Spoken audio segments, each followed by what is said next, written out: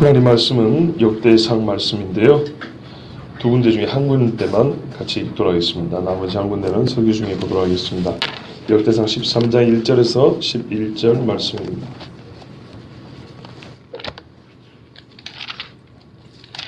역대상 13장 1절에서 11절입니다. 교독하시고 마지막 절은 같이 읽겠습니다.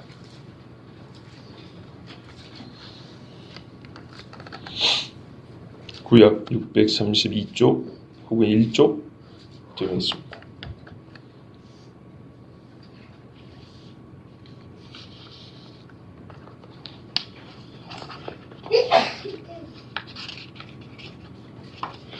제가 먼저 읽겠습니다. 다윗이 천부장과 백부장 곧 모든 지휘관과 더불어 의논하고 다윗이 이스라엘 온 중에 그대 만일 너희가 속히 여기고 또 우리 영혼 조롱하려고 하는 말씀 우리가 이스라엘 온 땅에 남아 있는데 여호와께서 손을 다른 세력에 사랑하셔서 이스라엘의 전령을 보내 그를 우리에게 보이게 하고 우리가 우리 하나님의 궤를 우리에게로 옮겨오자 사울 때는 우리가 궤 앞에서 묻지 아니하였느니라 하매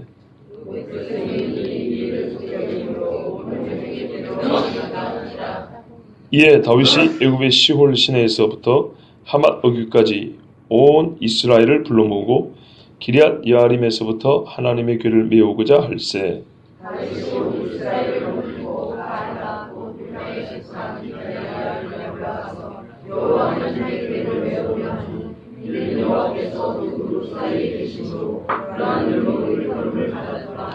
하나님의 궤를 새 수레에 싣고 아비나답의 집에서 나오는데 우사와 아히오는 수레를 몰며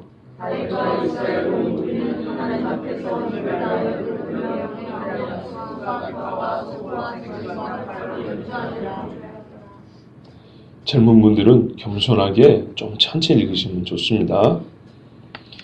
기돈의 타작 마당에 이르러서는 소들이 뛰므로 우사가 손을 펴서 궤를 붙들었더니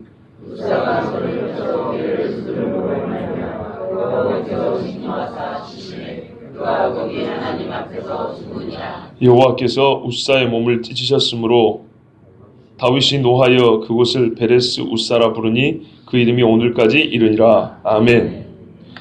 그 성경 읽을 때 마지막 절은 같이 읽습니다 하면 기억에 났다가 읽으시면 돼요. 꼭 마지막에 자 같이 읽으면 이런 말 안 합니다. 저는 아시겠죠? 기도하겠습니다. 좋으신 아버지 하나님, 오늘도 함께 해주셔서 감사합니다. 이 오후지만은 우리가 이런저런 이유와 핑계가 있어 하나님 앞에 예배드리는 것을 나태하고 게으르게 할 수 있고 여호와의 말씀을 성의 있지 않게 전하거나 성의 없이 들을 수 있는 시간입니다. 우리의 마음을 다잡아 주셔서 하나님 정말 과연 오늘 이 말씀이 하나님이 왜 쓰셨는가? 아니 우리가 아주 솔직히 말해서 진짜 한번 들었고 난 사람의 삶과 그렇지 않은 사람의 삶이 얼마나 차이가 있는지 오늘 이 자리에서 드러나는 시간이 되게 하여 주시고 정말 오늘 이 말씀이 매우 실제적인 이야기입니다. 우리 삶에서 참으로 전통이 아닌 정통대로 신앙생활하는 하나님의 사람들이 세워지는 귀한 말씀 되게 하옵소서. 예수 그리스도의 이름으로 기도하옵나이다. 아멘. 역대상하를 지금 필사 중에 있습니다. 그래서 역대상하를 한번 이렇게 쫙 훑어주면 좋겠다 생각했지만 그거는 참 설교 시간에 하기 어려운 일이기 때문에 하지 못하고 다만 역대상하 중에 주요한 사건, 제일 중요하다기보다는 우리의 귀에 익숙한 것 중에 한 가지씩 골라서 말할까요? 역대상을 그래도 조금 한번 들어볼 수 있는 시간 또 나중에는 역대하를 한번 들어볼 수 있는 시간을 갖고자 합니다. 오늘 역대상 중에 그동안에 제가 본문으로 설교한 적은 없었던 것 같은데 다른 말씀 설교하면서 자주 언급했던 우사 이야기 그 하나님의 법궤 옮겨오는 이야기 있죠. 요 이야기 보시다시피 지금 본문의 반도 안 읽었는데 그래서 오늘 오전과 오후는 그래요. 본문을 깊게 보자는 게 아니에요. 대주제 뭐예요? 정통인가 전통인가 입각하여 하나님의 궤를 옮기는 문제에서 정통으로 하는 것이 무엇이고 전통으로 하는 것이 무엇인가 이 큰 구별 여기에 초점을 맞추려고자 합니다. 자, 우리가 잘 아는 사건이죠. 역대상 13장에 보면 사무엘하에도 나와 있습니다만은 다윗이 법궤를 옮겨오고자 해요. 원래 어디 있었습니까?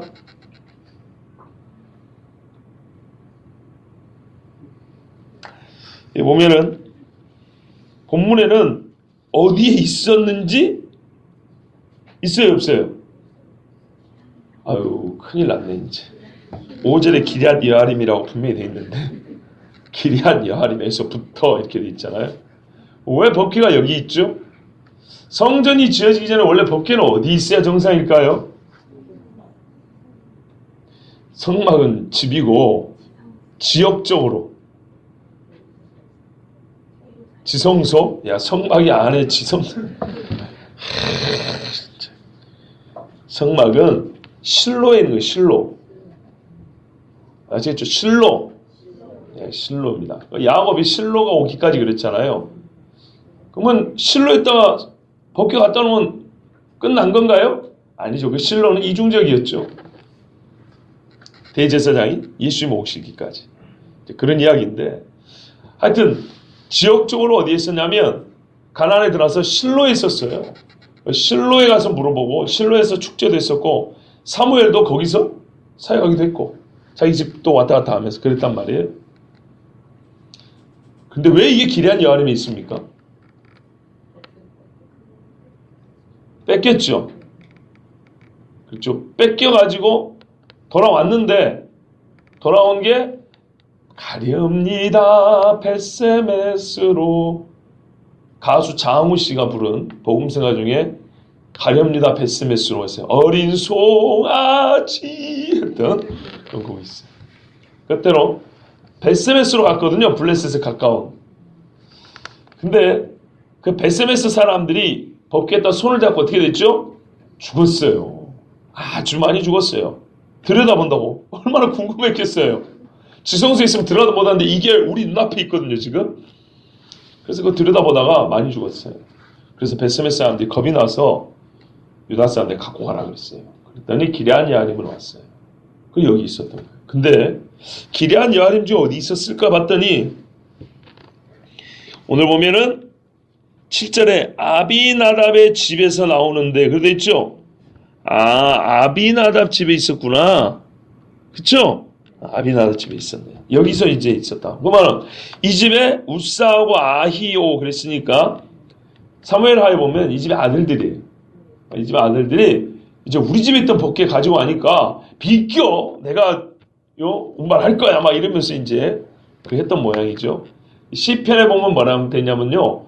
밭에 숲풀 가운데 있었다 이렇게 돼 있어요. 법궤가 버려져 있었다고.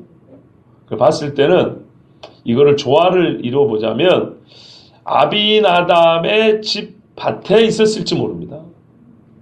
왜? 감히 손대면 죽을까봐. 왜냐하면은 벳세메스 사람들이 손댔다 많이 죽었잖아요. 그러니까는 어떻게 옮겨오긴 했는데 이걸 함부로 어떻게 하지는 못해서 밭에다가 뒀는 모양이에요. 아니면 밭에 뒀다가 집으로 옮겼든지 하여튼 시편에 보면 들판에 이렇게 법궤가 방치되었었다는 얘기가 나와요. 제가 지금 몇 장 몇 절인지는 지금 생각 안 나요. 죄송합니다만은 그런 말씀이 있어요. 하여튼 법궤가 오랫동안 어디 있었어요? 아비나답의 집 기럇 여아림 아비나답의 집에 있다가 다윗이 왕이 되니까 아 나는 이렇게 궁에 있으면서 하나님의 교회가 아니다 그거는 성전 지을 때 얘기지. 하나님의 교회가 어딨냐 이제 찾고 싶었어요. 그래서 찾아오는 법궤 운반 제1차 운반 작전 이야기가 13장에 기록되어 있습니다. 말씀을 통해서 그래도 좀 보도록 하겠습니다. 다윗이 1절을 보시면 천부장 백부장 곧 모든 지휘관과 더불어 의논했답니다. 자 여기 천부장 백부장 지휘관은 누굴까요? 군인들입니다. 군인 내지는 관리들입니다. 이 사람들과 의논을 했어요. 하나님을 경외하는 사람, 왜냐하면 적어도 그냥 군인이라고 하면 안 돼요. 왜냐하면 다윗이 어떻게 지금까지 지나왔는데요? 다윗이 아무나 자기 군인을 세우지 않거든요. 그리고 봤을 때는 상당히 다윗 딴에는 신뢰할 만한 사람들하고 의논한 거예요. 매우 중요한 겁니다. 예수 믿는 사람 일할 때도 의논하는 게 참 중요합니다. 그저 회의를 즐기는 게 아니라 회의는 중요하다 그러죠. 오늘 예배 마쳐도 회의합니다. 근데 2절부터 이제 보시면 회의하고 결정을 했어요. 그래서 이제 온 회중이 또 물어봤어요. 이 역대상의 특징 중에 뭐냐면 조금만 놓고도 온 이스라엘이라는 표현을 많이 써요. 전체 이스라엘이라 이런 거. 왜 그랬을까요? 뭐 그런 문제는 일단 차치하겠습니다. 이스라엘 온 회중이 물어봤어요. 만일 너희가 좋게 여기면 우리 하나님 여호와께로 말미암았으며, 그러니까 이 의논하는 사람들에게 물어봤다고 보면 되겠죠. 너희 보기 어떠냐? 이게 하나님이 기뻐하신 일이냐? 물어봐가지고, 그렇다면 이스라엘 온 땅에 남아있는 우리 형제와 또 초원에 딸린 성읍에 사는 제사장과 레위 사람, 각 지파별로 레위인들 사라고 집 주었죠? 성읍들 줬죠? 엊그제 우리 도피성 들었죠? 사실 도피성은 전부 다 레위인에게 준 성읍들이에요.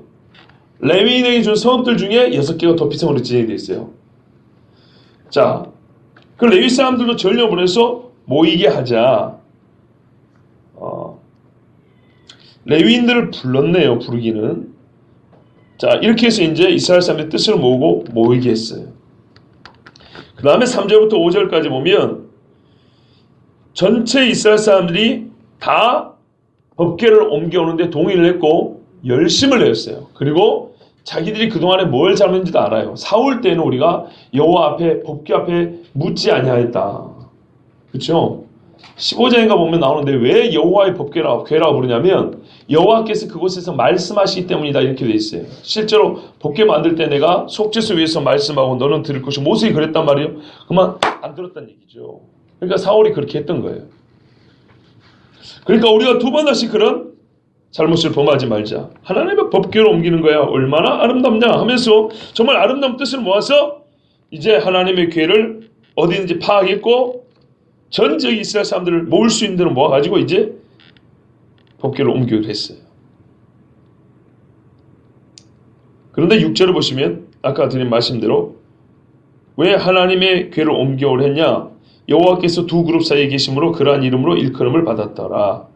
예, 여호와 하나님의 궤라고 이름 붙인 이유는 그냥 법궤라 하지 않은 것은 하나님이 이 궤 위에서 자기 이름으로 말씀하셨기 때문에 그랬어요. 그래서 옮겨오려는 거예요. 이 궤장이 뭐 대단해서가 아니고 그것 때문에. 그게 대단하죠. 그것 때문에. 자, 그러면 이제 생각을 해보세요. 옮기려고 하는 마음은 참 선하고 좋습니다. 옮기는 방식도 선해야 되겠죠. 옳아야겠죠. 문제는 여기서 시작된 거 아니겠습니까? 오늘 본론은 정통이야 정통의 이 부분입니다. 7절부터 이제 보시면 하나님의 궤를 어디에 실었다고요? 새 수레에 실었다. 여기서부터 문제죠. 왜냐고요? 법궤는 수레에다 싣는 게 아닙니다. 자, 그래서 아비나벨 나오는데 그 집의 아들 우사와 아이오가 수레를 몰았어요. 자, 그리고 다윗과 이스라엘 온 무리 이제 함께 갔던 사람들은 힘을 다하여 뛰놀며 노래하며 연주를 했어요. 여러분 겉보기 문제 있어요, 없어요? 별로 없죠. 이 사람들이 하나님의 법궤를 우습게 여기자고 이렇게 한 게 아니고요. 진짜 좋아서. 너무너무 좋아가지고 우리는 쳐본 적도 없는 춤을 췄어요. 그런데 오다가 기돈이라는 사람 타장마다 그 타장하는데 그 지역에 왔더니 소들이 뛰더래요. 이 뛰었다는 말이 뭐 어디서 덜컹 걸렸다든지 아니면은 뭐 그 타장만에서 갑자기 소들이 흥분했는지 모르겠지만 제가 보기에는 하나님이 일부러 그렇게 하신 것 같아요. 왜냐하면 어디 돌뿌리에 이렇게 소들이 좀 충격을 받았다. 이거 어렵거든요. 왜냐하면 아무래도 앞서가는 사람들이 큰 돌을 안 치웠겠어요. 그 작은 돌이나 웅덩이 정도는 옛날에 비포장돌에서 일상적으로 있는, 그렇죠? 흔히 있는 일이니까 꿀렁꿀렁 갔을 거란 말이에요. 근데 이 궤가 떨어지거나 자빠질 정도였다는 거는 소들이 상당히 많이 움직였다는 얘기죠. 이거는 바퀴가 어디 걸려서 그런 게 아니고 뭔가 우리가 알 수 없지만 하여튼 소들이 자극을 받은 거죠. 예전에 발람 선지자를 태웠던 나귀가 막 몸을 비비고 난리했죠. 이게 하나님이 막으신 거로 봅니다. 왜냐하면 그 후에 일어난 일을 보면 알 수가 있어요. 그때 우사가 손을 펴서 궤를 붙들었대요. 돌발 상황에 우사가 궤를 왜 붙들었을까요? 떨어지지 않게 하고 깨지지 않게 하고, 이게 궤가요, 궤점에 있는 게 아니고 위에 그룹이 둘이 이렇게 날개를 확 이렇다 자빠지면요 부러지죠. 부러지거나 오그라지거나 막 때가 묻거나 어쨌든 상하게 되겠죠. 이거 막으려고 손을 댄 거예요. 우사가 이참에 내가 핑계로서 벗겨 한번 만져봐야지 이런 거 아니고 진짜 그런 생각 아니고 우사는 진심으로 잘 보세요. 여기 다 진심이에요. 진심. 진심으로 법궤를 보호하려고 손을 댄 거예요. 그냥 호기심했다면 그전에도 기회는 많습니다. 그런데 진짜로 보호하려고 됐어요. 근데 하나님은 진짜로 어떻게 하셨어요? 먼저 진노했어요. 화를 냈어요. 아니 법궤를 보호하려고 손을 댔는데 이렇게 화를 낼 수 있을까요? 화를 낸 결과가 어떻게 돼요? 쳐서 죽여버렸어요. 와, 그 벨사살 왕이 말이죠. 바벨론의 벨사살 왕이 하나님의 성전 기물을 갖다가 술 퍼마시고 하나님이 그 밤에 쳐서 죽여버렸죠. 물론 다른 사람을 통해 죽였지만 하여튼 죽었잖아요. 달아보니까 니는 끝이다고 말이죠.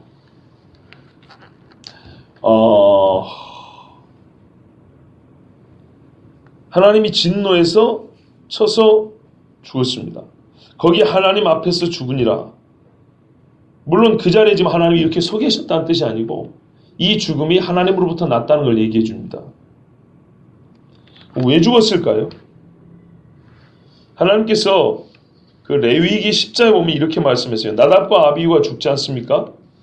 제단의 불이 아닌 다른 불을 가져오다가 그 다른 분이 술 취해서 한 거냐 아니면 번제단을 통과하지 않은 불이냐 뭐 여러 가지 해석인데 제가 볼 때는 다른 불이라는 것은 불의 출처를 얘기하는 것 같아요. 때가 안 맞았다는 게 아니고 시차가 문제 아니고 불의 질이 틀렸다는 거예요. 질이 다른데 틀려먹은 불이죠. 그러니까 원래 성전에 그 지성소로 이렇게 성소 안으로 들어갈 때는 짐승을 태운 번제단의 불씨를 갖고 가는 거예요. 그 불씨를 안 갖고 가는 모양이죠. 그런데 그렇게 한 계기가 술 먹었던 모양이에요. 추정컨대. 그래서 후에 뭐라냐면 하나님 앞에 나올 때는 술 취하지 말고 이게 조항이 또 붙어요. 근데 신명기에 가면 내가 왜 이렇게 율법을 반복하여 말하냐면 성경에 보면 반복되는 말씀들이 있죠. 너희의 범죄가 더해졌기 때문이라고 그래 돼 있어요. 기본 율법에 계수당한 거는 범죄가 더해요. 그러니까 범죄를 막으려고 한 것이고 그것에 대해 갈라디아서도 똑같이 설명을 하고 있어요. 자, 그런데 나답과 아비후가 하나님 앞에 가서 죽을 때 그냥 급사했단 말이에요. 급사한데 사람들은 하나님이 죽였다는 것을 희한하게 알아봤어요. 그렇죠? 죽는 모습이 아주 특이했던 거죠. 성경에 보면 여호와께로부터 불이 나와 이렇게 돼 있어요. 이게 하늘에서 떨어진 불인지 땅에서 솟아난 불인지 알 수 없으나 하여튼 일반적인 불은 아니었다는 거예요. 아주 신적인 권능에 의한 불이었다는 거예요. 추정컨대 향로를 들고 왔는데 여기서 불이 나고 이렇게 덮어버렸다든지 상상을 하자면 하여튼 옆에서 보기 이거는 일반적인 화력이 아니었다는 뜻입니다. 그래서 하나님으로부터 불이 나온 걸 알았고 또한 이 일이 끝난 다음에 하나님이 모세에게 하신 말씀을 들어올 때 아하 나답과 아비후는 하나님 앞에 다른 불밭이다 하나님이 쳐서 죽였구나 알게 됐어요. 그렇다면 여기서 우사가 죽은 것도 여호와 앞에서 죽으니라는 것은 그의 죽는 모습 양태라든지 또는 그 후에 하나님의 사람들이 깨닫게 된 것들이 하나님이 진노하여 쳤다는 것을 증거해 주었기 때문이겠죠. 하나님이 뭐라 하냐면 나를 가까이 하는 자 중에 내 거룩함을 나타내겠고 온 백성 앞에 내 영광을 나타내라 했어요. 나답과 아비후 사건 이후에 그랬거든요. 그러니까 나 앞에 올 때는 어떻게 하라고요? 거룩해야 한다 그랬어요. 절대 부정을 가지고 만든다. 그런 말 했단 말이에요. 그러니까 하나님이 법궤와 성소에 오는 사람한테는 매우 엄격한 거룩, 성결함을 요구했다는 걸 알 수 있어요. 11절 보십시오. 여호와께서 우사의 몸을 찢으셨으므로 다윗이 노하여 그것을 베레스 우사라 부르니 그 이름이 오늘까지 이르니라. 참 오늘 읽은 말씀 중에는 제일 고민이 여기죠. 하나님이 진노했다. 법궤에 손을 내게 진노했다. 여기까지는 알겠는데 이스라엘 사람들이 어떻게 알았을까? 찢어주겠답니다. 이게 놀라운 겁니다. 말 그대로 파라츠, 찢다, 파열하다 이런 말입니다. 이렇게 된 겁니다. 그러니까 정확하게 우리가 안 봐서 모르지만 죽는 모습이 어떻게 죽었다고요? 그냥 이렇게 죽은 게 아니고요. 뭔가 터지듯이 찢어지는 그런 모습으로 죽었다는 겁니다. 이게 뭐 입이 터졌는지 살갗이 터졌는지 머리 속에 뇌혈관이 터졌는지 모르겠지만 하여튼 그래서 파라스라는 걸 해서 베레스라고 한 거예요. 우사, 베레스가 찢어졌다 이런 말입니다. 베레스가 터뜨려졌다. 이 베레스 어디서 들어봤는데요? 혹시 어디서 들어보셨어요? 유다의 쌍둥이 아들. 유다가 다말하고 부정한 일을 하고 다말이 쌍둥이를 낳습니다. 그 쌍둥이를 낳을 때 원래 작은 아들인데 이 한 놈이 어떻게 하냐면 터뜨리고 나온다예요. 네가 어떻게 하여 터뜨리고 나오느냐 해가지고 이름을 베레스라 부르더라. 페레스. 찢다. 뭡니까? 분리하다. 파열하다. 이런 뜻입니다. 그러니까는 그래서 원래 베레스란 말이 언제 이름 붙여놓은 보니까는 애가 태어날 때 뭘 터졌는지 모르지만은 뭐 그 양수를 터뜨려 놨든지 아니면은 뭔가 하여튼 산모 내지는 산파가 볼 때 얘가 일반적인 출산 과정이나 뭔가를 터뜨리고 나온 거예요. 그래서 네가 어째서 터뜨리고 나오냐 하면서 이름을 베레스라 했는데 그와 같은 말이라면 여기 분명히 몇 번이나 반복을 봤을 때 우사가 죽는 모습이 아주 충격적이었다는 거죠. 아마 겉에 있었으면 꽤나 잔인하게 보였을 겁니다. 근데 그것은 하나님의 진노를 보여주는 거였어요. 와. 그런데요, 하나님이 이렇게 우사를 죽이실 때 다윗이 어떻게 했습니까? 그냥 엎드렸습니까? 아니요. 화를 냈다고 했어요.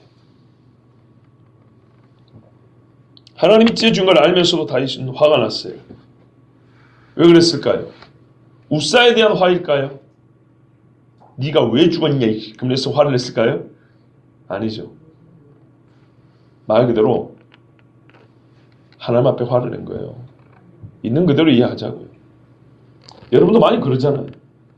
하나님 왜 그러십니까? 그러잖아요. 그렇죠? 그건 화 아닌가요? 우리가 겪는 작은 일에도 화를 낸데 이 법궤를 계산을 한 20년 정도 아니면 그 오랫동안 그 집이나 밭이든 하여튼 안에 보관했던 그 집에서 데리고 이제 이렇게 운반에 나오는데 어쨌든 수고한 이 사람이 법궤를 보니까 분명히 보호하려고 손을 댔는데 그런다고 그 자리에서 찢어 죽여버린다. 하나님 앞에 우리 같은 화 안 내겠습니까? 이보다 덜한 일에도 우리가 하나님이 왜 그러냐고 소리를 지르는데 아무 문제가 안 돼 이거는. 깊이 고민할 거 아니에요. 정상적인 반응이에요. 다윗은 그럼 화를 내서 하나님하고 원망하고 이제 원수지가 됐습니까? 오늘 아니겠지만 12절 보세요. 그날에 다윗이 하나님을 두려워하여. 이상합니까? 하나님 앞에 분노했다 두려워했다 이상합니까? 전혀 안 이상한데요. 나도 그러는데. 그렇죠? 어떤 일이 닥치는 순간 찰나에는 하나님 앞에 확 올라오거든요. 그러나 불과 몇 초 몇 분 사이에 맞습니다 하나님. 저희 죄 때문입니다 하고 수그러들죠. 뭐가 이상합니까? 생각해 보세요.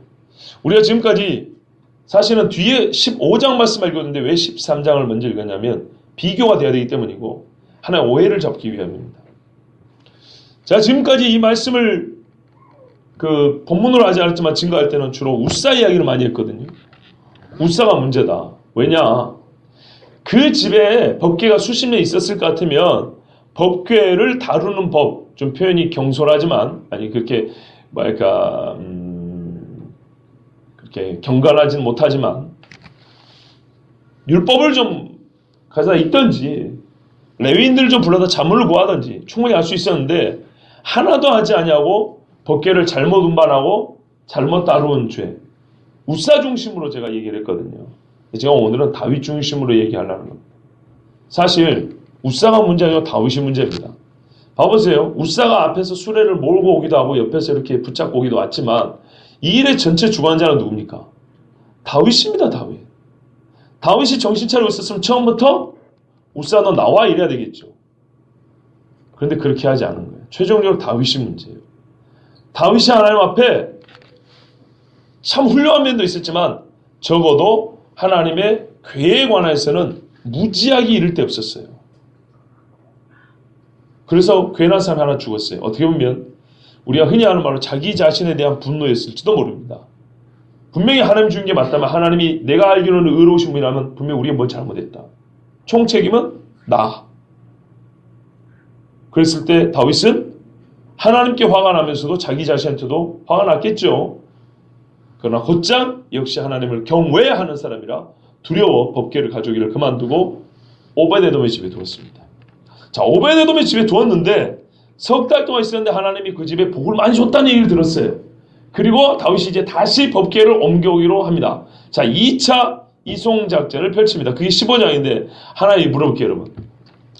법궤가 오베데돔의 집에 며칠 있었을까요? 얼마 동안?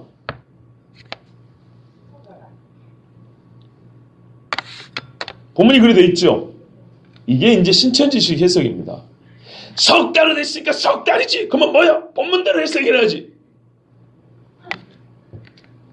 석 달 있을 때까지 계산해서 석 달이라 그런 것이고 그 뒤에는 말 안 한 겁니다. 무슨 말이냐면 13장 14절에 요지는 뭐냐면 법궤가 오베데돔에 있는 석 달 동안 가만 보니까 그 집에 복이 엄청나게 있더라. 하나님 복을 주셨더라. 그래서 이 석 달이 지난 다음에 다윗이 뜻을 다시 세웠다는 얘기죠. 보고 올라온 겁니다. 왕이요, 지금 오베데돔의 집에 우리가 법궤를 두고 있지 않습니까? 아, 그 집에 지금 둔지 한 석 달 됐는데 소문이, 아, 이런 말을, 여러분, 소문이 석 달 동안 전국에 날라오면 얼마나 복을 받아야 되겠어요? 추수도 석 달 한 번 하는 것도 아닌데. 그죠? 기가 막힌 복이 있었다는 얘기입니다. 그러니까 전국에 소문이 날 정도로 이건 단순히 농사 이야기뿐만 아니에요. 엄청난 복이 있었다는 거예요.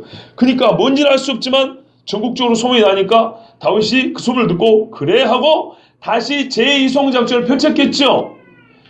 소문이 나기까지가 석 달이라는 얘기고 진짜로 법궤로 옮겨올 때까지는 시간이 더 걸린 것이죠. 이해되시죠? 그냥 석 달, 앞뒤 생각도 없이 그냥 석 달 이러면은 꼭 그쪽하고 비슷해지는 겁니다.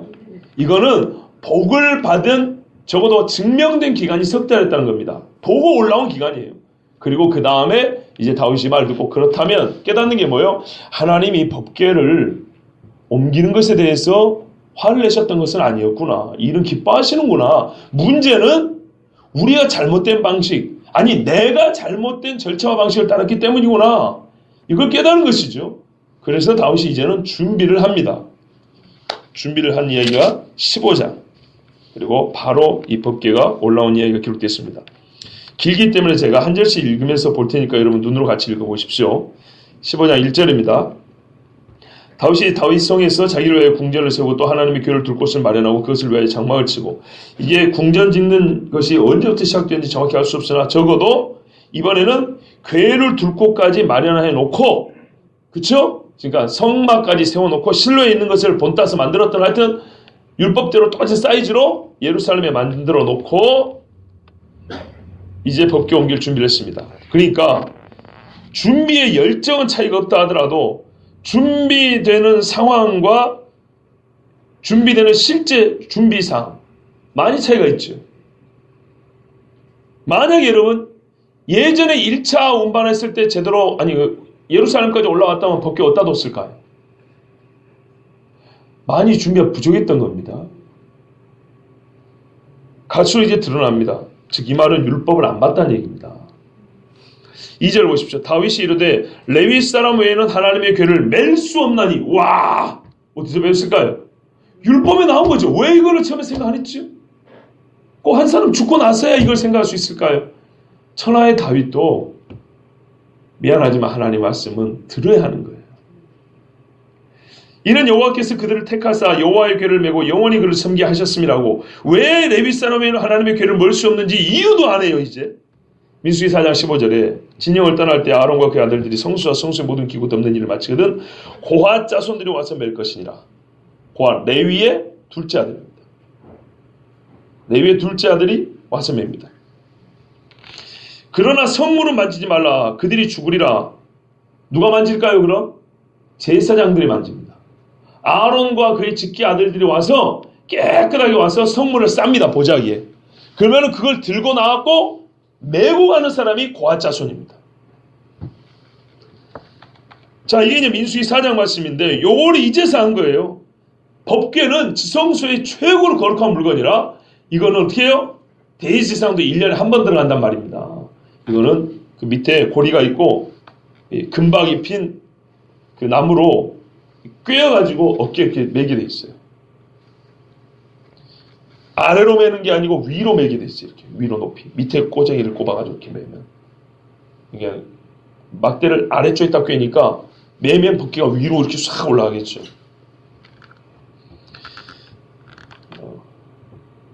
아마 맞을 겁니다. 저거 지금 오래됐거든요. 자, 이제 원인 분석 다 끝났고요. 그래서 다윗이 이번에도 3절 보시면 이스라엘 온 무리를 예루살렘에 모으고 여호와의 궤를 그 마련한 곳에 메어 올리고자 하여 예전과 똑같이 이스라엘을 모았어요. 말하자면 이 일은 다윗만의 일은 아니에요. 전 이스라엘이 해야 될 일이고 다윗이 시작한 것이죠.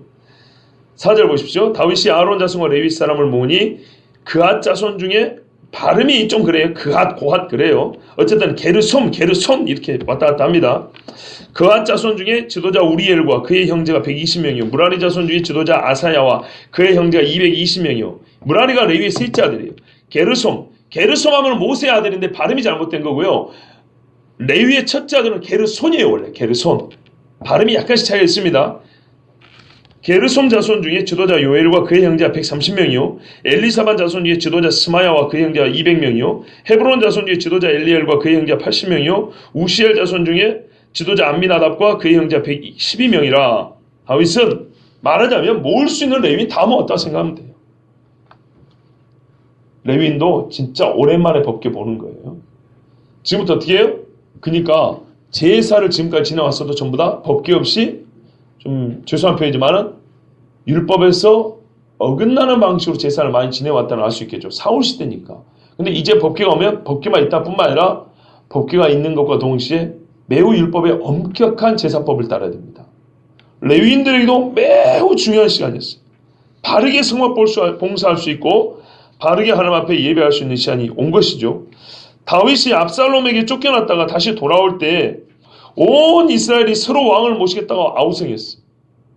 그렇다면 여호와의 언약이 담긴 궤가 있어야 할 곳에 있게 하는 그 일에 레위인들이 이 일에 빠져서 되겠습니까? 절대 안 되죠. 11절 보십시오. 다윗이 제사장 사독과 아비아달을 부르고 사독과 아비아달 원래 적통은 적자로 큰아들로 내려온 건 아비아달입니다. 엘리 집안 사람이거든요. 사독은 레위의 큰아들이 아니고 넷째 아들 집안으로 내려오는 반계입니다.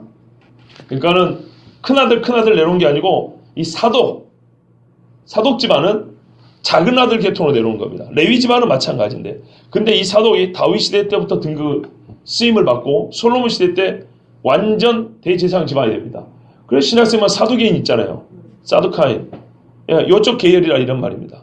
말하자면 물론 사독만큼 바르진 않았지만 하여튼 그 이름이 그렇게 유명한 사람이 사독인데 아비아달은 엘리 집안 사람이라 나중에 반란 일으켜가지고 아도니아 반 솔로몬 때 아도니아 반란 때 이제 어떻게 해요? 퇴출당합니다. 하나님이 엘리 제사한테 말하면 너희 집안에서 나이 들어서 죽은 사람이 있을 거다. 다 젊어 죽는다고 그랬고 빌어먹는다고 그랬어요. 제사장이 왜 빌어먹어요? 그런데 너희는 빌어먹는다고 그러는데 그때 이제 그런 일이 벌어집니다. 그러나 일단 여기까지는 아비아달은 다윗과 고생한 제사장이고 사독은 신임을 받은 제사장으로 하여튼 두 사람이 부름을 받았습니다. 또 레위 사람 우리엘과 아사야와 요엘과 스마야와 엘리엘과 암미나답을 불러 그들에게 이르되 다윗이 이제 제사장과 레위인에게 이렇게 말한 거예요. 아까는 이런 말 안 했잖아요. 뭐라고 연설한가 보세요. 너희는 레위 사람의 지도자이니 너희와 너희 형제는 몸을 성결하게 하고 내가 마련한 곳으로 이스라엘의 하나님 여호와의 궤를 메어 올리라. 자기가 마련해 놓은 곳인데 그리 가라 이 말이죠. 전에는 너희가 매지 아니하였으므로 우리 하나님 여호와께서 우리를 찢으셨으니 맞죠? 우사가 이래 죽은 거예요. 다윗이 정확하게 알게 됐어요. 율법을 보니까 고앗 자손 레위인 중에 고앗 자손에서 매라 그랬는데 그걸 안 했기 때문에 여러분 근데 가만 보세요. 이게 그렇게 중요한가요?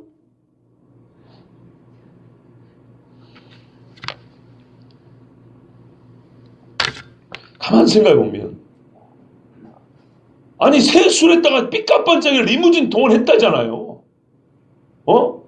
수레가 낫지. 우리 일반적으로 생각할 때는 아니 수레 실은 거 괴 맨 거 그게 뭐가 그리 중요하고 사람을 찢어 죽이냐 이 말이죠. 이게 우리식 생각이에요. 설교의 제목의 개념을 빌리면 이게 전통이에요. 하나님은 안 그래요. 틀렸어요, 그거는. 어느 정도 틀린지 아십니까? 찢어 죽일 정도 틀린 거예요. 하나님의 말씀을 그대로 받아들일 것 같으면 아니면 아니라고 해야 돼요. 다윗이 그걸 알아요. 당대 사람, 자기의 백성 중에 한 사람이 찢어준 걸 앞에 본 다윗이 그러잖아요. 우리는 말 그대로 남인데 다윗 본인이 그러잖아요. 왜 죽었냐니까 우리가 하나님의 괴를 매지 않냐고 술에 씻고 와가지고 하나님 찢어주겠다고 당사자가 그렇게 얘기를 하잖아요. 이런 우리가 그대로 그에게 구하지 아니하였습니다. 아하! 우리가 하나님 앞에 물어보고 하나님의 하나님대로 해야 되는데 우리가 해야 할 일을 가르쳐 주신 분이 하나님인데 건방지게 내가 대지상 노릇하고 내가 하나님 없이 모든 일을 내 뜻대로 내 열심으로 그냥 한다고 해가지고 괜한 사람 하나 죽은 거예요. 그러면 여기서 한번 물어볼게요. 다윗이 불과 이게 기간이 얼마 안 된 이야기인데 왜 전에는 레위인들에게 매라고 하지 않냐고 수레했다가 싣고 왔을까요? 새 수레라 하니 다윗이 적어도 다윗의 열심을 볼 때는 최고의 기술자들 동원해서 수레 하나 멋지게 만들어라 그러지 않았겠어요? 말이 하면 빠르니까 천천히 오려고 소를 준비하라 하지 않았겠어요? 왜 그랬을까요? 열심의 문제인가요? 지식의 문제인가요? 지식의 문제예요. 열심히 한다고 했거든요. 그런데 여기서 말한 지식이라는 것을 여러분 제가 늘 말씀드리죠. 지식이 믿음이 되고요. 믿음이 삶이 되는 거거든요. 그런 지식을 말하는 거지 정보를 얘기하는 거 아닙니다. 하나님을 경외하고 하나님을 섬기는 법에 대하여 분명히 하나님은 율법에 가르쳐 있어요. 근데 다윗은 율법을 통해서 배운 게 아니고 어디서 배우긴 배운 거예요. 배우지 않고 어떻게 수레했다 하실 생각을 했을까요? 무슨 말이냐면 오전에 들었죠. 전통이라는 것은 오래된 관습인데 이거는 역사와 문화와 삶을 통해서 축적된 관행을 얘기하는 거예요. 이걸 의식의 형성이 될 수도 있고 종교로 나올 수도 있고 일반 생활의 양태로 나올 수 있는데 수레라는 것은 고대 사회에서 종교의 여기인 자를 태우는 거예요. 요셉이 총리 될 때 바로가 말하였어요. 버금수레 태우라 그랬어요. 말하자면 2호차에 태우라 이 말입니다. 바로는 1호차고. 그 다음에 요셉이 아버지 야곱을 모셔올 때 뭘 보냈다고요? 수레를 보냈다고요. 요셉이 보낸 수레를 보고 야곱이 정말 너무 기쁜 거죠. 아, 우리 아들 진짜 살았구나. 그러면 내 아들 가서 보리라고 딱 올라탄다고요. 수레에 올라타는 것은 옛날부터 보면 종귀 여김을 받는 자들에게 하는 것들이에요. 주로. 그래서 이것이 당대의 관행이고 전통이에요. 귀히 여긴다고 한 거란 말이에요. 절대 다윗이 천박하게 여기서 그런 게 아니에요. 귀히 여기서 그런 거예요. 또 하나 결정적인 이유가 하나 있어요.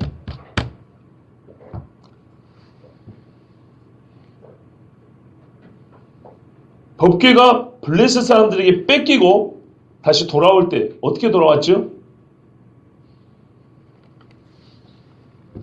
장우, 전 가수였던 장우 씨가 부른 노래 가렵니다 베세메스로 어린 송아지 울어대도 소가 끄는 술에 실려왔잖아요.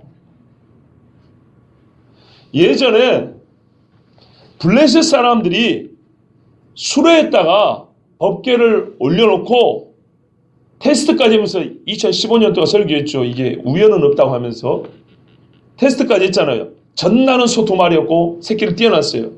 그럼 소들이 한 마리도 2마리이기 때문에 하나로 뜻이 다르면 막 몸부림을 치겠죠. 근데 뒤도 안 돌아보고 쭉 갔다 그랬죠. 그래서 이건 하나님으로부터 난 것이구나 알게 됐다는 거예요. 하여튼 그때 수레에 싣고 왔어요. 그래서 베스메스 사람들이 수레를 찍어서 장작을 쓰고 소를 잡아서 번제를 함께 드렸다 돼 있어요. 그러니까 전에 법궤가 있어야 될 자리에서 뺏긴 다음에 다시 돌아올 때 어떻게 돌아왔다고요? 수레에 실어 왔단 말이에요. 다윗이 이야기 알까요? 모를까요? 알죠. 적어도 그때 수레 때문에 생긴 문제는 없었어요. 그러나 그건 이방인들 문제잖아요. 그러나 이것이 소위 말해서 다윗이 참고할 만한 전통이에요. 하나 더 해볼까요? 이거는 다윗이 참고했으면 안 되는 전통인데 잘못 참고했을 수 있는 거예요. 그거 뭐냐면 민수기 보면 이스라엘 사람들이 수레와 소를 레위인들에게 헌물로 내놓습니다. 백성의 우두머리들이. 대개 어디 나오냐면 31장 아니다 어디지? 민수기 7장. 민수기 7장 보면 나옵니다. 각 지파의 우두머리들이 소하고 수레를 레위인들에게 쓰라고 내놓습니다. 근데 그거를 잘 들어보세요. 모세가 어떻게 분배를 하냐면 고핫 자손에게는 주지 아니하고 무라리와 게르손 자손에만 줍니다. 왜 그러냐면 이 무라리 자손은 성막에 있는 뜰에 있는 울타리, 말뚝, 받침을 다 노시나 은으로 만들었거든요. 이만큼씩이에요. 이만큼씩. 벤토만은 커요. 이런 것들을 어떻게 다 치고 다녔어요? 그래서 수레 한 8개인가 이렇게 해가지고 그걸 싣고 가게 돼 있어요. 게르손 자손은 천막이 있죠. 수달 가지고 염소 털로 만든 거, 자색, 홍색, 청색, 가늘게 꼰 배실로 된 것들, 성막이 4개로 돼 있단 말이에요. 성막의 크기가 어느 정도 하면 딱 우리 교회 사이즈. 저기 모자만 앞에서부터 요만큼 사이즈. 거의 이만해요. 그러면 이 천막이 얼마나 무겁겠어요? 실로 된 것도 무겁고 가죽으로 된 것도 무겁겠죠. 또 옆에 성소와 성소를 가리는 천 있고, 저 앞에 휘장 있고, 저기 울타리에 앞에 보면 또 대문처럼 여기는 휘장이 또 있어요. 문이 나무로 된 게 아니고 천으로 돼 있다고요. 이것들 모아가지고 싣고 가는 게 게르손 자손이 준 수레입니다. 그러니까 보아하니까 레위인들이 말이죠. 성막의 기물들을 옮길 때 수레를 사용하더라는 거예요. 아시겠죠? 그래서 다윗이 참고했다면 이런 걸 참고했을 거예요. 그래서 최대한 한다고 옛날에 베세메스로 올 때도 그런 설령 한번 있었고, 그리고 고대로부터 종기 여기는 자는 수레에 태우고, 그리고 레위인들이 수레를 평상시에 사용 안 했냐면 성막의 기물들을 다 수레 싣고 다니더라는 얘기죠. 그런데 못 본 건 뭐예요? 다윗도 어릴 때, 사울 시대 때 뭘 못 봤어요? 성막 안에 있는 진짜 성물들 있죠. 법궤, 떡상, 향불, 향단, 촛대 이런 거 있죠. 이런 거를 옮기는 걸 본 적이 있어야지. 다윗이 못 봤어요, 그런 거를. 아시겠죠? 이미 법궤가 사무엘 시대 때 뺏겼잖아요. 사울이 왕도 되기 전에 사사기 말년에 뺏겼잖아요. 이 성물만큼은 옮기는 걸 본 적이 없어요. 그러니까 다윗이 알고 있는 말씀 지식 수준에서는 어디 정도까지 알았다고요? 수레 수준까지는 알았어요. 수레까지. 그러나 메고 다니는 건 알 턱이 없었어요. 이건 어찌 알아요? 경험으로 배울 수 있는 게 아니라 연구를 해봐야 되는 거예요. 베드로전서 1장에 우리에게 주신 은혜의 복음에 관하여, 즉 예수 그리스도 오심에 관하여 어느 때 누구를 가리키는지 선지자도 눈만 가면 하나님의 나라가 보이는 게 아니고 선지자도 부지런히 살피고 연구하여 우리에게 전하여 줬다고 그랬어요. 다윗이 이렇게 했었어야 되는데 그걸 안 한 거예요. 이걸 이제 깨닫고 이제는 메고 가야 한다고 이렇게 얘기를 한 겁니다. 자, 조금 억지 쓰는 부분이 있는데요. 조금 억지 쓰는 부분이 있습니다. 이거는 참고로 들어보십시오.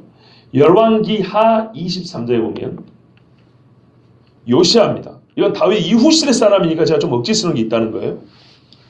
요시야가 우상을 다 버리고 깨뜨리고 불에 태울 때 어떤 종류의 우상이 있었냐면 수레 우상이 있었어요. 수레. 근데 그 수레가 뭘 싣고 있었냐면 태양을 싣고 있었어요. 이름하여 태양수레라는 우상이 있었어요. 그 무슨 말이냐? 제가 지금 이걸 언급하는 것은 다윗이 꼭 이거를 직접 배웠다기보다는 그 시대 사람들의 전반적인 종교관념이 뭐예요? 귀한 것은 수레. 내가 보호하고 존귀 여긴 걸 뭐해? 수레. 이게 보편적인 전통이었다 이 말입니다. 종교 전통. 아시겠죠? 왜냐하면 유다 여러 왕들이 그랬다 했거든요. 요시야 시대 때 바로 직전 지가 아버지만 그런 게 아니고 여러 왕들이 지금까지 계속 그려왔다 그랬거든요. 그걸 요시야 때 부셔버린 거니까 이런 전통은 오래된 거예요. 수레에 내가 섬기는 것, 내가 귀히 여기는 걸 모셔온다라는 이런 관념이 팽배해 있었고, 실제 설례 또는 레위인이 그런가 보다라고 착각할 만한, 레위인들이 전부 다 수레로 싣는가 보다고 착각할 만한 부주의함이 누구에게 있었어요? 다윗에게 있는 거예요. 다윗! 2의 14절입니다.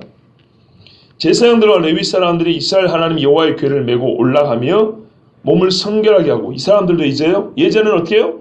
따라갔어요. 레위인도 그냥 몇 사람. 근데 지금은 자기들이 법궤를 져야 되니까 스스로 성결하게 하고, 제의적으로나 생활에서나 깨끗하게 하고, 모세가 여호와의 말씀을 따라 명령한 대로 레위 자손이 채 하나님의 궤를 꿰어 어깨에 매니라. 이거거든요. 하나님이 일을 해도 이렇게 하는 거예요. 이렇게.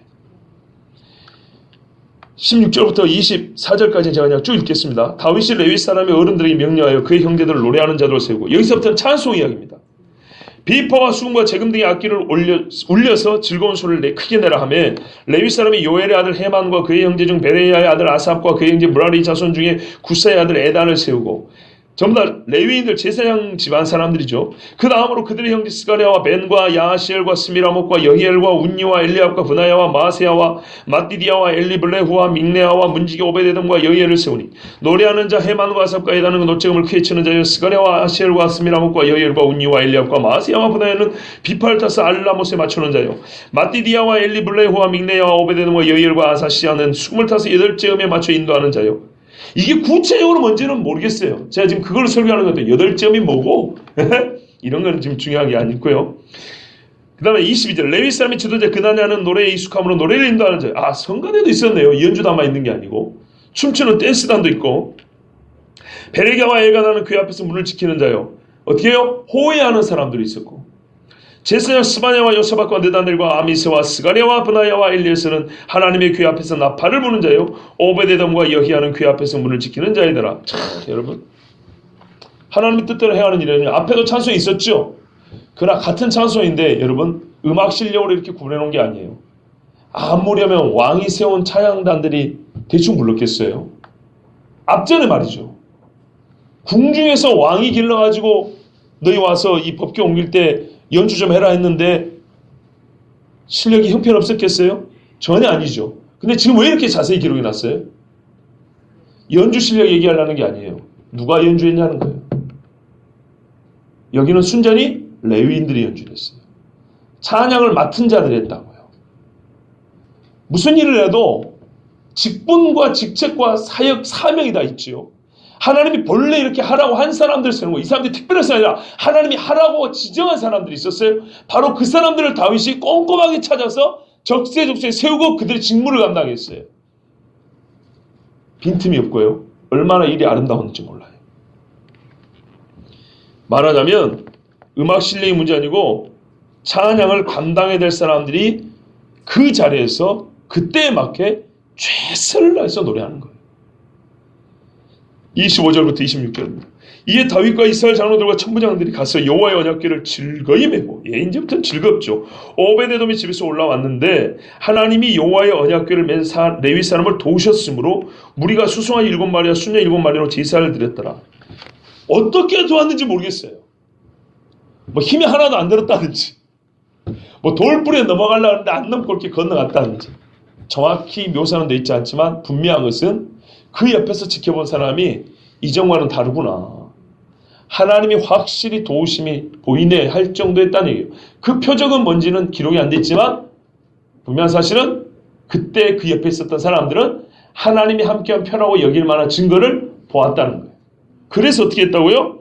수송아지 순양각 7 하나님 앞에 제사를 드렸다 그랬습니다. 27절 28절입니다. 다윗과 및 궤를 맨 레위 사람과 노래하는 자와 그의 우두머리 그나냐와 모든 노래하는 자도 다 세마포 겉옷을 입었으며, 다윗은 또 배 에봇을 입었고, 이스라엘 무리는 크게 부르며 뿔나팔과 나팔을 불며 재금을 치며 비파와 수금을 힘있게 타며 여호와의 언약궤를 메어 올렸더라. 전 이스라엘이 기뻐했는데, 여기는 앞에는 언급되어 있지 않은 뭐가 언급되어 있어요? 옷차림에. 그러니까는 예전에는 여기까지는 신경 안 썼죠. 지금은 철저하게 하나님의 여호와의 이름이 붙어있는 그 궤를 옮기는 일을 성경대로 한 거예요. 궤를 옮길 때 배 에오브스이라는 말은 없어요. 누가 매야 된다, 어떻게 다뤄야 한 데까지는 돼 있어요. 옷차림에 관해서는 없다고요. 옷차림에 관해서 지적이 되는 거는 대제사장이 지성소 들어갈 때 법궤 앞에 가서 피를 뿌리고 속죄할 때 있죠. 그때 평상시에 대제사장 옷은 화려하기 그지없어요. 보석이 물려있고 이렇게 흉패있고 막 이게 막 관도 쓰고 아주 멋지거든요. 그런데 지성소에 들어갈 때는 어떻게 하냐? 맨발로 흰 배 에봇만 입어야 돼요. 완전히 다 내려놓고 깨끗하게 진짜 나 역시도 죄인이 하나님 앞에 정결하게 받겠다는 철저히 낮은 모습을 해야 돼요. 짐승 잡을 때는 제사장도 전부 다 흰 옷입니다. 맨발입니다. 그리고 아시는지 모르겠지만 성막에는 의자가 하나도 없습니다. 무조건 서 있어야 됩니다. 성막의 봉사자의 자세를 말하는 거예요. 이 모든 것은 임시죠. 예수께서는 보좌에 올라가셔서 앉으셨다 돼 있죠. 제사장의 직무가 이 땅에서는 사람의 제사장은 종료되지 않아요. 쉼이 없어요. 그리고 스스로 자기 발에 신을 벗어야 돼요. 모세도 여호사도 신 벗으라 했죠. 거룩한 옷이니까. 말 그대로 인간 종들일 뿐이에요. 그래서 대제사장이 배에 옷을 그 화려한 옷을 입고 하나님을 대신한 것처럼 말할 때는 화려하게 입어도 속죄를 들어갈 때는 본인 역시도 다 벗고 맨발에 뭐요? 하얀 에봇만 입고 들어가게 돼 있어요. 이것이 법궤를 맬 때 법도는 아닌데 소위 인간이 법궤를 마주할 때 법도인 거예요. 명백하게 명료하게 규정되어 있는 것은 당연히 지켜야 되고요. 법궤를 처럼 하는 당연하고 옮길 때 일어나는 규정이 아니지만서도 율법을 보니까 죄인이 하나님의 법궤를 마주할 때는 에봇을 입으라 하더라. 왕복도 벗고 제사장 옷도 벗고 완전하게 깨끗하며 겸손하게 살아 하더라. 그래서 이게 바로 성경적 전통인 거예요. 정통 신앙에서 파생된 전통이라고요. 이해되시죠? 성경대로 정통을 지키면 수에 따라 씻는 것이 아니고 체액교여 레위인 중에 고핫 자손이 메고 가는 겁니다. 이거를 안 지켰어요. 정통을 안 해서 죽은 거예요. 그런데 열심히 있는 사람은 어떻게 하냐? 이 정통 신앙에 입박하여 신앙에 이제 전통을 세우는데 이거는 더하면 좋은 것이죠. 더하면 좋은 것이지만 앞에처럼 그냥 열심히 하고 하면 돼요? 아니요. 정통 신앙에 입각해야 돼요. 정통 신앙이 뭐라고요? 대제사장도 법궤를 마주할 때는 네 화려한 옷을 벗고 관도 내리고 맨발로 씻고 에봇만 입고 와라. 하얀 에봇만. 아시겠죠? 그래서 정통에 입각한 바른 전통을 세웠는데 이게 다윗이 하나님의 법궤를 모셔올 때 예정과는 달리 함께한 무리들에게 배워 에봇을 입으라는 거예요. 무슨 말인지 이해되시죠? 그래서 그리고 춤을 췄는데 이게 통옷이다 보니까 어떻게 돼요? 잡고 달리고 단추 달리는 옷이 아니다 보니까 흐르고 찢어지고 뭐 했겠죠. 이제 막 하도 막 춤을 췄으니까 미가를 쳐다보고 이랬단 말이죠. 하나님 앞에라고 했대. 분명히 법궤 앞에 하나님 앞에 내가 춤을 췄는데 그럼 미가를 저주했잖아요. 자, 참 매우 어려운 이야기가 아니고 매우 쉬우면서 재밌는 이야기입니다. 그러나 교훈은 큽니다. 정통과 전통이 무엇인가? 그리고 오늘 오전에 했잖아요. 정통과 전통은 다르지만 우리가 먼저 추구할 것은 정통이고 더하여 우리가 바라는 복은 뭐냐면 우리의 세운 전통이 정통과 부합하고 조화를 이루기를. 이게 갈등 관계 있으면 그렇게 힘들 수가 없습니다. 그러나 정통대로 그래서 먼저 바른 전통을 세우려면요. 교회든 나라든 학교든 바른 전통을 세우려면 먼저 정통을 알아야 돼요. 정통. 그것은 하나님의 말씀이에요. 하나님의 말씀 보니까 이렇게 법궤로 옮기는 거는 안 그래서 죽잖아요. 단순히 일이 안 되는 게 아니라 사람이 죽어버리잖아요. 이게 하나님 뜻인 걸 분명히 알아야 돼요. 정통이 아니면 죽어요. 최종적으로 죽어요. 그런데 정통대로면 즐겁고 복이 있으면 하나님의 나라는 의와 화평과 희락이 있잖아요. 여기 의와 화평과 희락이 다 있습니까? 없습니까? 있지요. 있잖아요. 그렇게 되는 거고요. 그리고 이제 우리가 항상 법궤만 옮겨 사는 거 아니잖아요. 그와 같이 하나님 앞에 서는 일들은 어떻게 해야 되는가 하고 나름대로 주님 주신 지혜를 가지고 바른 전통을 세울 때는 정통이 바르게 세워져야 그것에서 착안하여 바른 전통을 세우게 되는 것입니다. 그러므로 제일 중요한 것은 정통신앙입니다. 그런데 이 정통이 무너졌던 게 누구 때문이라고요? 레위인들의 게으름도 있고요. 우사의 경솔함도 있는데 최종적으로 성경은 누구 이야기하고 있어요? 다윗 이야기라고 있어요. 다윗이 예수님의 예표이지만은 인간 다윗은 다윗일 뿐이에요. 말 그대로 예표일 뿐이에요. 온전한 왕이 아니에요. 솔로몬도 마찬가지예요. 예수님의 어떤 부분을 예표하지만 말 그대로 예표와 그림자일 뿐이지 솔로몬의 치세는 부귀 영화로 나라의 평안으로 끝나지 않아요. 오히려 불안을 야기 안고 죽게 됩니다. 솔로몬. 그래서 누가 필요하다는 걸 알게 돼요? 약속된 메시아 그가 와서 다스려 주기를 우리는 소망하게 됩니다. 최종적으로 그렇게 사무엘상하나 열왕기사나 역대사는 최종적으로는 주의 약속하신 진짜 왕 메시아를 향하게 말씀을 끌어가고 있습니다. 여러분, 훌륭한 왕이 다윗이었습니다. 그러나 다윗조차도 하나님 앞에 말씀을 모를 때 그가 말씀에 입각하여 여호와의 기름 부음 받은 손 안 대서 사울을 살려준 것은 훌륭했어요. 그거는 정통은 아니지만 정통에 입각한 바른 전통이었죠. 그래서 그 이후에 사람들도 다윗을 본받았을 거 아닙니까? 그러나 다윗이 모든 것에 온전하지 못했으면 그는 기껏해야 인간이었음을 말해줍니다. 그래서 우리는 항상 어느 하나를 잘해서 그걸로 만족할 것이 아니고 매사에 하나님 말씀에 여쭈어야 합니다. 하나님 앞에 귀를 기울여야 합니다. 그 방법 중에 가장 바른 게 뭔가요? 기도입니다. 기도. 말씀을 읽고 기도하는 것입니다. 그러면 하나님이 우리에게 정통을 가르쳐줍니다. 그리고 정통에 입각하여 살아가는 사람은요, 너무너무 자연스럽게 정통과 합치한 바른 정통을 세울 수 있습니다. 우리가 정통신앙을 가지고 또한 정통과 함께한 바른 신앙의 전통이 세워지는 교회가 되기를 원합니다. 기도하겠습니다.